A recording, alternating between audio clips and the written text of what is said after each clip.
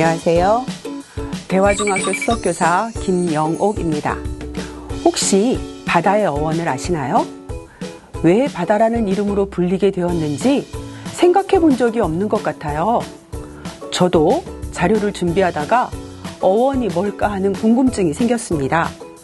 어원에 대한 여러 가지 글들이 있었지만 가장 확 와닿는 어원은 받아들이다였습니다. 모든 것을 받아들여 바다가 되다. 조건 없이 작은 강물도 거절하지 않고 모두 받아들여서 가장 큰 것을 아우르는 것이 바다다. 조건 없이 이것저것 다 받아주다. 여러분들의 부모님도 자식에 대한 사랑이 바로 바다와 같은 마음이라고 생각합니다.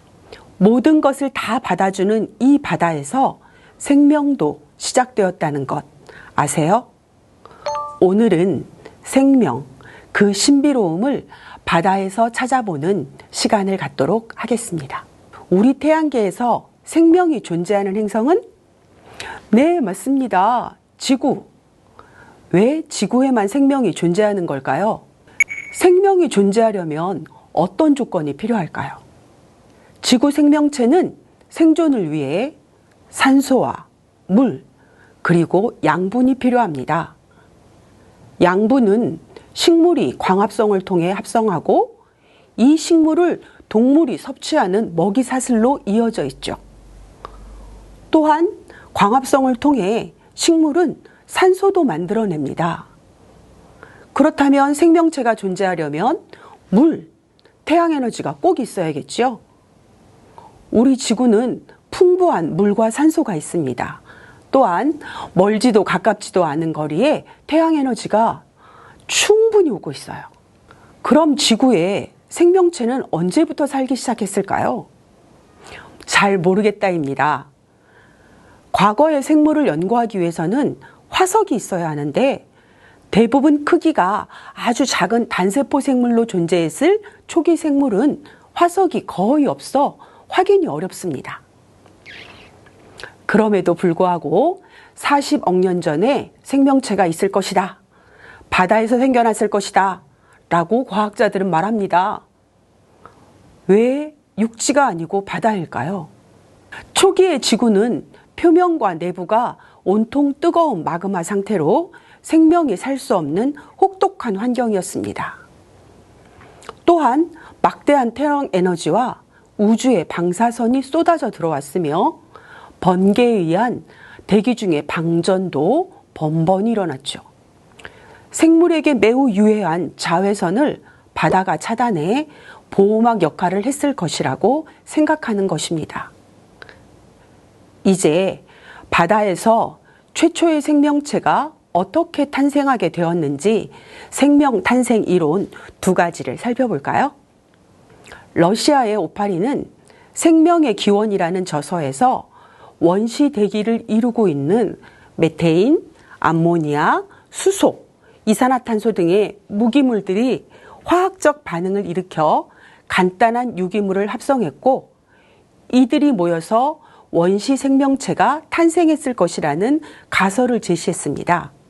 이 가설을 미국의 밀러가 원시 대기의 성분으로 생각되는 물질을 밀폐된 용기에 넣고 일주일 동안 전기 충격을 가해서 아미노산을 만드는 데 성공했어요. 즉, 무기물에서 유기물의 생성 과정을 실험적으로 입증한 셈이죠. 여러 가지 오류가 있었습니다.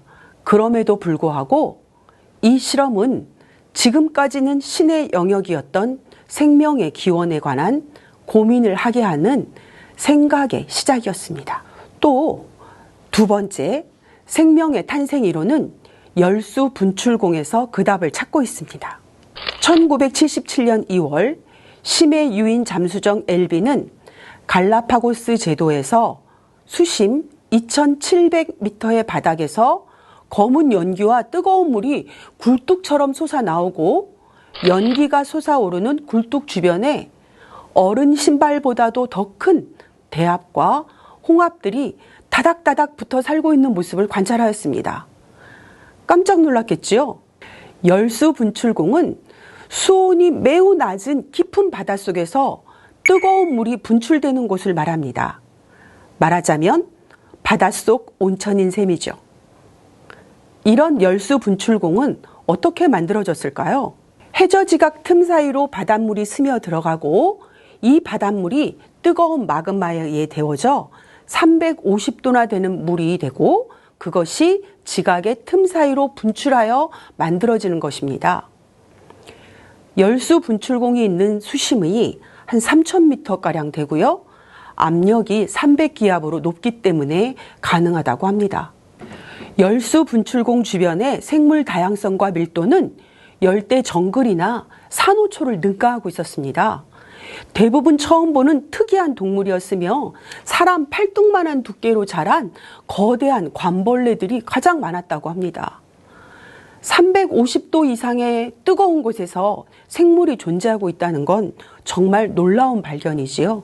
엄청난 고온 고압에서 살아가는 심해 생물들입니다. 특히 프로니아는 영화 에일리언의 모델이 되었다고 하네요. 열수 분출공의 발견은 생물학사의 혁명적인 사건이었습니다. 생태계는 광합성을 통해 스스로 양분을 만드는 식물이 있어야 그 생태계가 유지되는데 심해에는 햇빛이 도달하지 못해서 식물이 살지 않아요. 그럼 식물이 없으면 동물은 뭘 먹어야 할까요?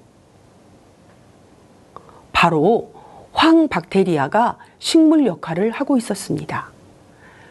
열수 분출공 주변에 풍부한 황화수소를 화학 합성하여 탄수화물을 만들고 있었던 겁니다.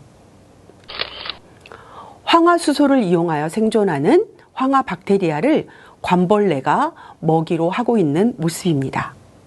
왜 바닷속에서 생명이 탄생되었을 것이라고 생각되는지 이제 짐작이 되시나요?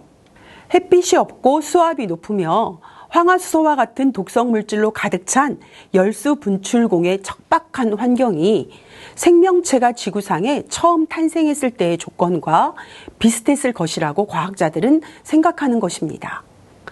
과학자들은 지금도 생명 탄생의 비밀을 풀기 위해 위험을 무릅쓰고 열수 분출공을 탐사하고 있어요. 현재까지 열수 분출공은 300여 개가 발견되었다고 합니다. 남극 해저의 열수 분출공은 우리나라의 아라오노에서 최초로 발견했습니다. 열수 분출공에 대한 연구가 진행되면서 외계 생명체가 존재할 가능성도 매우 높아졌습니다. 대표적으로 토성의 위성 엔켈라두스가 열수 분출공 환경과 매우 비슷하다고 하네요. 우주에 탐사선을 보내고 연구하여 외계 생명체를 찾기 위해 노력 중입니다. 화성 탐사선의 모습입니다. 바다에 대한 관심만큼 왜 우리가 우주 개발에도 관심을 가져야만 하는지 아시겠지요? 바다는 레저, 자원, 식량의 보고일 뿐 아니라 생명이 시작된 곳이라는 점 다시 한번 인식하는 계기가 되었길 바랍니다. 영상을 하나 보면서 마무리하겠습니다. 감사합니다. 지구 생명체 탄생의 비밀을 풀 열쇠가 빛이 닿지 않는 깊은 바닷속에 숨어 있을지도 모르겠습니다. 지구 초기 환경과 비슷한 것으로 추정되는 특수한 해저 지형 열수 분출공을 국내 연구진이 인도양에서 찾아냈는데요. 이곳에 살고 있는 희귀한 해저 생물들을 김태우 기자가 소개합니다. 인도양 해저 2,000m 깊은 바닷속, 머리에서 빛을 내는 새우가 한데 모여 있습니다. 근처 암초에 있는 새하얀 개들은 눈 없이도 이리저리 움직입니다. 이런 희귀 생명체들이 살고 있는 곳은 바닷속 화산으로 불리는 열수 분출공입니다. 열수 분출공은 해저에 스며든 바닷물이 마그마의 영향으로 뜨거워진 뒤 지각의 약한 틈을 뚫고 솟구치면서 생겨납니다. 이때 뜨거운 바닷물에 녹아있던 금속 성분이 함께 나와 주변에 쌓이면서 화산과 비슷한 모양이 만들어지는 겁니다. 이번에 저희가 인도양 열수분출공을 처음 발견한 것은 5월이었고요. 그 다음 저희가 6월에 다른 장비들을 동원해서 그 열수분출공을 다시 한번 확인하고 거기에 살고 있는 생물들을 또는 기타 다른 시료들을 채집을 하였습니다. 빛이 닿지 않아 광합성을 할 수 없는 이곳에 생물이 살 수 있는 이유는 박테리아에 있었습니다. 이 지역 생물들이 갖고 있는 박테리아가 뜨거워진 바닷물에 녹아있던 독성 물질 황화수소를 에너지로 바꿔주기 때문입니다. 새로운 생명 유지 방식을 확인시켜준 열수 분출공은 이 때문에 생명체 탄생의 비밀을 풀 연구의 보고로 주목받고 있습니다. 열수 분출공을 형성하고 있는 주변 환경이 원시 지구의 대기 상태와 비슷하고 또한 그곳에 살고 있는 생물들이 가지고 있는 구조가 과거 진화론적으로 봤을 때 원시 형태를 띠고 있는 여러 가지 면에서 현재 학자들은 그곳에 지구 생명의 탄생이 있지 않을까라는.